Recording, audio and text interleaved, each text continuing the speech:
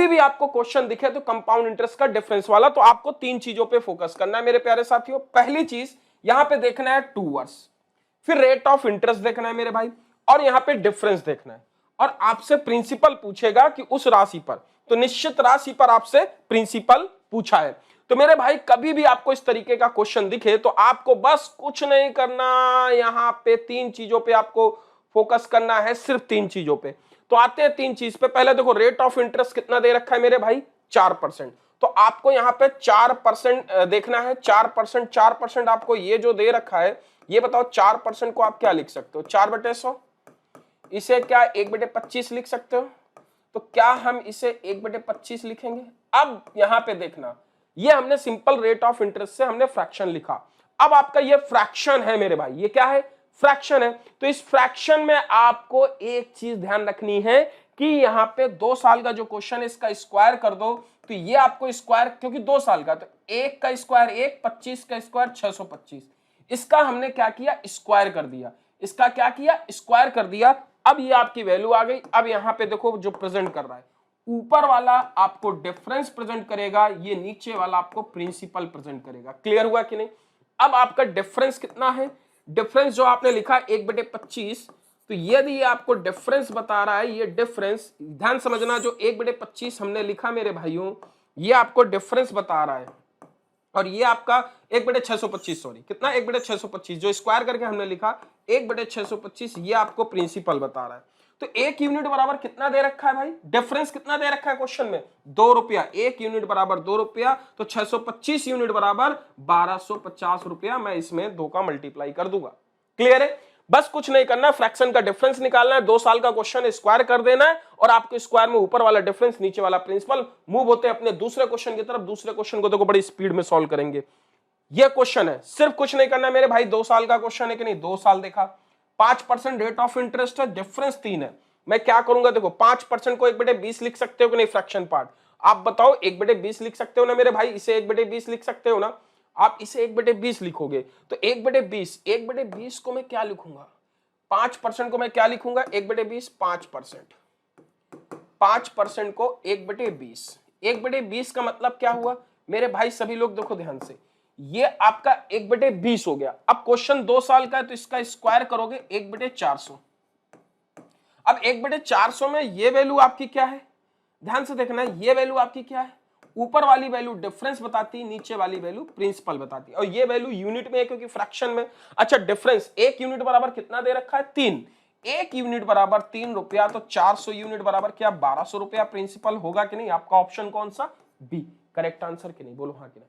इसे आप ओरल भी कर सकते हो, 5% 1/20, 1/400, 1/3, 400 बराबर 1200, खत्म क्वेश्चन। समझ में आया कि नहीं बच्चों?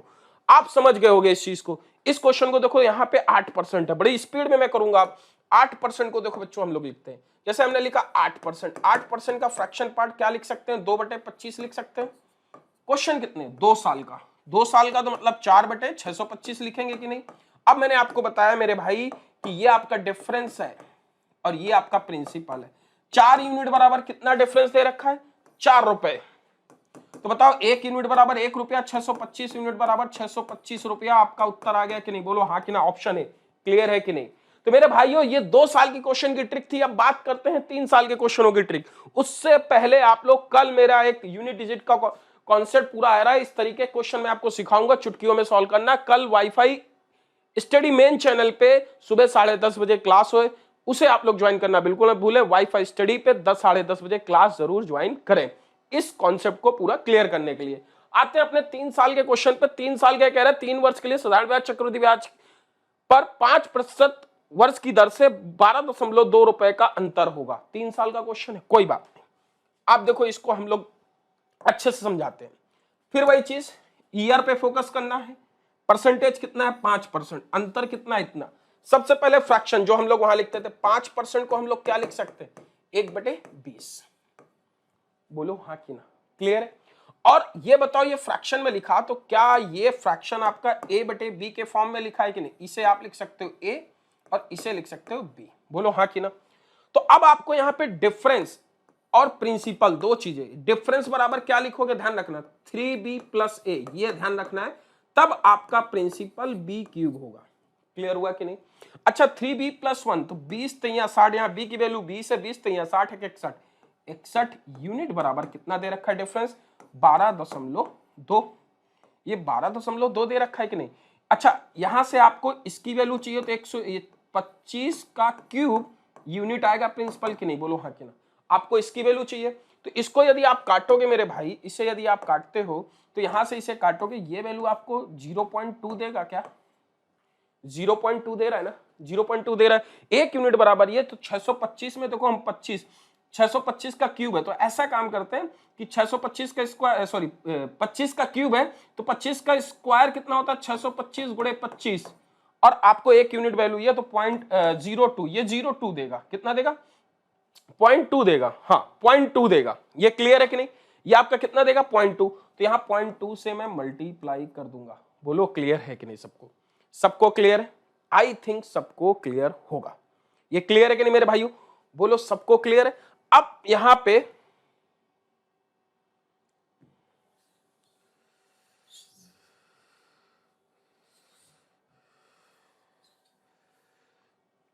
तो चलिए देखते हैं अपने 4 साल के क्वेश्चन को और इसको आसानी से सॉल्व करते हैं।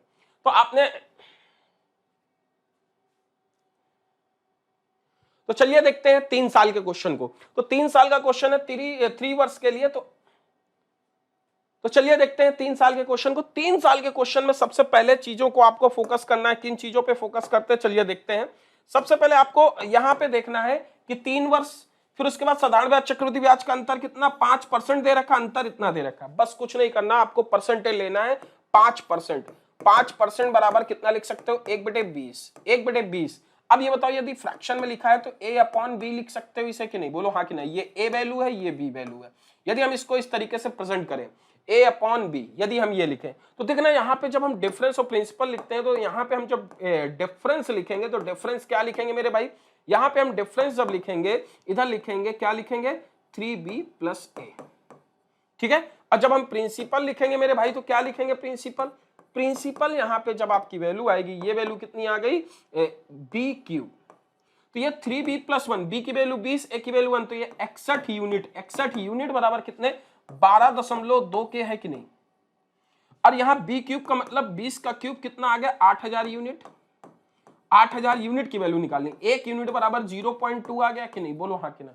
1 यूनिट बराबर ये, और यहां पे हम यदि इस यूनिट की वैल्यू निकालेंगे 8000 गुणे 0.2, इसे मल्टीप्लाई कर देंगे, आपका 1600 उत्तर आ जाएगा। Option A. क्लियर हुआ कि नहीं भाई?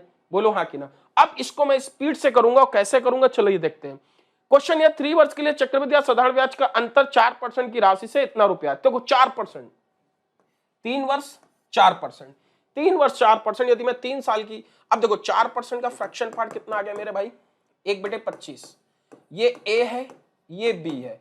ये फ्रैक्शन a/b की वैल्यू दे रखी है कि नहीं? ये a है, ये b है। ठीक। आपका जो प्रिंसिपल होगा, ध्यान समझना, वो मैंने बताया कि b³ होगा और जो डिफरेंस होगा वो 3b+a होगा। समझ में आया कि नहीं? यदि b³ की वैल्यू आपको निकालनी है तो मतलब कितना?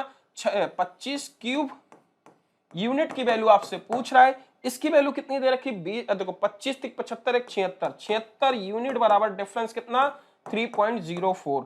3.04 दे रखा है कि नहीं? यदि इसे काटोगे तो ये वैल्यू कितनी आ गई मेरे भाई? ये वैल्यू आ गई 0.04।